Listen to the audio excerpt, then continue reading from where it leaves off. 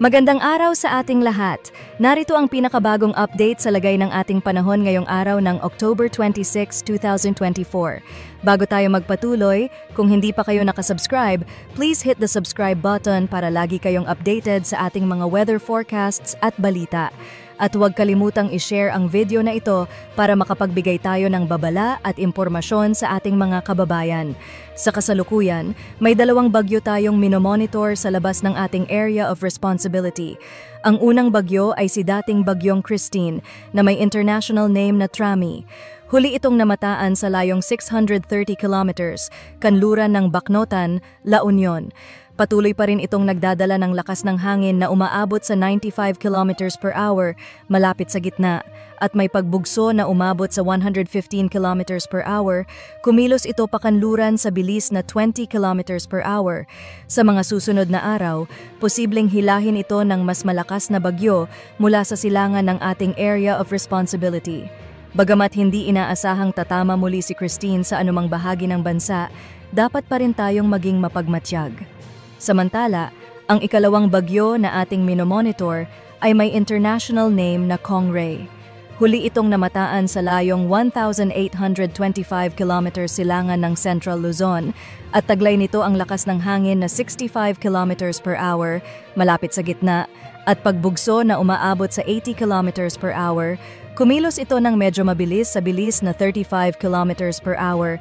Ayon sa pinakabagong forecast ng Pag-asa, posibleng mamayang gabi ay pumasok na ito sa ating area of responsibility at tatawagin itong Bagyong Leon.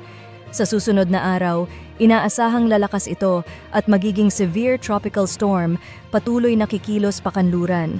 Sa Lunes, bahagyang kikilos ito patungong Hilagang Kanluran at inaasahang magiging typhoon category.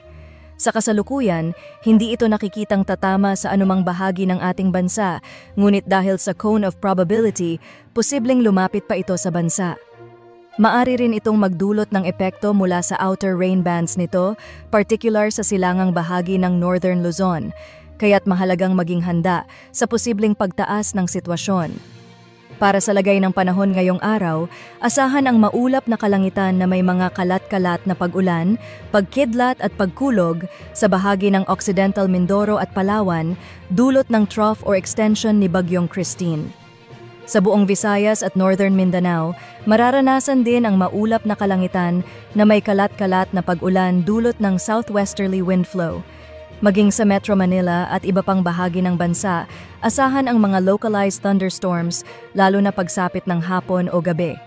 Dapat tayong maging alerto sa posibilidad ng biglaang pagbaha o pagguho ng lupa, lalo na sa mga lugar na nakakaranas ng katamtaman at minsang malalakas na pag-ulan. At dyan nagtatapos ang ating weather update para sa araw na ito. Huwag kalimutang i-share ang video na ito para mapaalam ang ating mga kapwa Pilipino.